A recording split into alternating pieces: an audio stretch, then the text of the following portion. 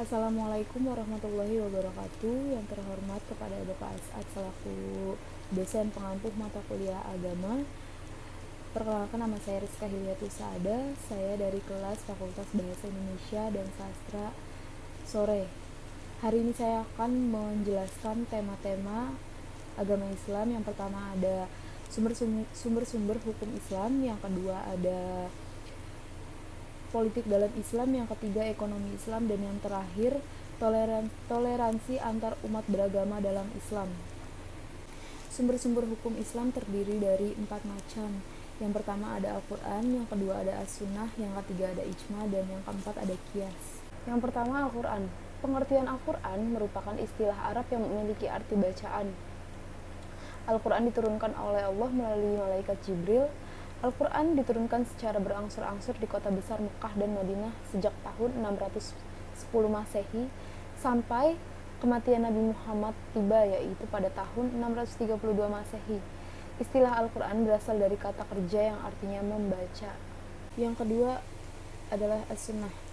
Menurut Kamus Besar Bahasa Indonesia, pengertian sunnah atau sunnah adalah aturan agama yang didasarkan atas segala apa yang dinukuilkan dari Nabi Muhammad SAW, baik perbuatan, perkataan, sikap, maupun kebiasaan yang tidak pernah ditinggalkan. Jadi, pengertian sunnah secara sederhananya adalah sikap, tindakan, ucapan, dan contoh Rasulullah menjalani hidupnya. Pengertian sunnah atau sunnah secara etimologi adalah kata dalam bahasa Arab yang berarti kebiasaan atau biasa dilakukan. Secara istilah, pengertian sunnah adalah jalan yang ditempuh oleh Rasulullah dan para sahabatnya, baik ilmu, keyakinan, ucapan, perbuatan, maupun penetapan. Yang ketiga, ijma. Ijma secara bahasa atau lughah memiliki definisi sebagai mengumpulkan perkara, kemudian memberi hukum atas perkara tersebut dan meyakininya. Sedangkan ijma menurut istilah memiliki pengertian sebagai kebulatan pendapat seluruh ahli ijtihad sesudah wafatnya Rasulullah SAW pada suatu masa atas sesuatu hukum syara'. Dan yang terakhir adalah kias. Pengertian kias secara bahasa memiliki arti sebagai tindakan mengukur sesuatu atas sesuatu lainnya dan kemudian disamakan. Sedangkan secara istilah, kias diartikan sebagai penetapan hukum terhadap sesuatu perbuatan yang belum ada ketentuannya dan didasarkan pada sesuatu yang sudah ada ketentuannya. Yang kedua ada politik Islam. Politik Islam juga dapat diartikan sebagai aktivitas politik sebagian umat Islam yang menjadikan Islam sebagai acuan nilai dan basis solidaritas berkelompok. Karena Islam adalah meliputi akidah dan syariat, ad-din wa daulah.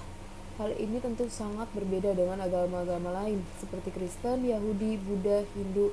Sebab agama-agama tersebut hanya memuat tuntutan-tuntutan moral saja, tidak mengajarkan sistem politik, sistem ekonomi, sistem hukum, sistem pertahanan, dan sistem sosial, sehingga wajar jika di kemudian pelibatan agama tersebut dalam kehidupan politik dan pemerintahan akan menyebabkan pemerkosaan dan penodaan terhadap agama.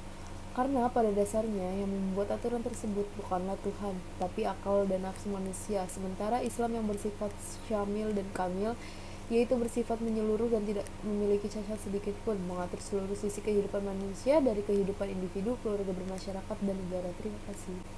Jadi, politik Islam dapat diartikan sebagai suatu cara untuk mempengaruhi anggota masyarakat agar berperilaku sesuai dengan ajaran Allah. Menurut sunnah Rasulnya, semua sumber politik Islam yang kita pelajari adalah bersumber dari Al-Quran dan hadis. Nilai-nilai dasar politik Islam adalah diantaranya musyawarah atau syura, keadilan, kebebasan, persamaan, dan pertanggungjawaban dari pemimpin pemerintah tentang kebijakan yang diambilnya. Sistem pemerintahan dalam Islam adalah sistem khalifah. Ijma' sahabat telah menyepakati kesatuan khalifah, kesatuan daulah, dan ketidakbolehan baiat kecuali kepada seorang khalifah. Seluruh imam mazhab, para mujtahid, dan fuqaha sepakat dengan hal itu. Yang ketiga ada ekonomi Islam. Ekonomi Islam merupakan bagian yang tak terpisahkan dari Islam sebagai sistem hidup. Islam yang diyakini sebagai konsep hidup tentu melingkupi sebagai salah satu aktivitas hidup manusia. Jadi dapat dikatakan bahwa ekonomi Islam merupakan aktivitas agama atau ibadah kita dalam berekonomi. Ekonomi Islam dapat didefinisikan sebagai studi tentang pengelolaan harta benda menurut perspektif Islam. Ekonomi Islam juga mempunyai tujuan. Yang pertama, untuk meningkatkan ekonomi umat supaya lebih makmur, menciptakan ekonomi umat yang adil dan merata, mewujudkan ekonomi yang stabil namun tidak menghambat laju pertumbuhan ekonomi masyarakat, mewujudkan ekonomi yang serasi, damai, bersatu, dan dalam suasana kekeluargaan sesama umat, menghilangkan nafsu dan serakah, mewujudkan perekonomian yang menjamin kemerdekaan baik dalam hal produksi, distribusi, serta menumbuhkan kebersamaan, mewujudkan peri kehidupan ekonomi yang tidak membuat kerusakan di muka bumi, menciptakan umat yang mandiri, penyucian jiwa agar setiap muslim bisa menjadi sumber kebaikan bagi masyarakat dan lingkungannya, tegaknya keadilan dan masyarakat, dan tercapainya muslihah atau kemaslahatan. Yang keempat yaitu toleransi atau toleran antar umat beragama. Toleransi atau toleransi secara bahasa, kata ini berasal dari bahasa Latin tolerate yang berarti dengan sabar membiarkan sesuatu. Pengertian toleransi secara luas adalah suatu perilaku yang bersikap manusia dan tidak menyimpang dari aturan, di mana seseorang menghormati atau menghargai setiap tindakan yang dilakukan orang lain. Pengertian toleransi dalam Kamus Bahasa Indonesia adalah toleran berarti bersifat atau bersikap menenggang, menghargai, membiarkan, membolehkan pendirian, pendapat, pandangan, kepercayaan, kebiasaan, kelakuan yang berbeda atau bertentangan dengan pendirian sendiri. Sedangkan toleransi yaitu sifat atau sikap toleran, batas ukur untuk penambahan atau pengurangan yang masih diperbolehkan.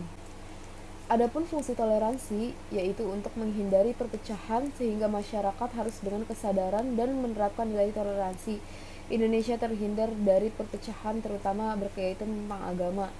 Mempererat hubungan antara manusia, sikap toleransi dapat menumbuhkan rasa kasih dan meningkatkan rasa persaudaraan antar sesama manusia sehingga dapat menghindarkan adanya kesalahpahaman dan pemusuhan. Meningkatkan rasa nasionalisme, toleransi yang diterapkan dalam kehidupan sehari-hari, nasionalisme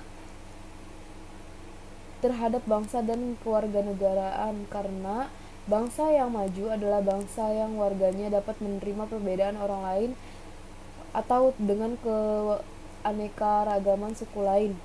Meningkatkan ketakwanegaraan, mengajarkan hal yang baik dan penuh rasa kasih sayang antar sesama.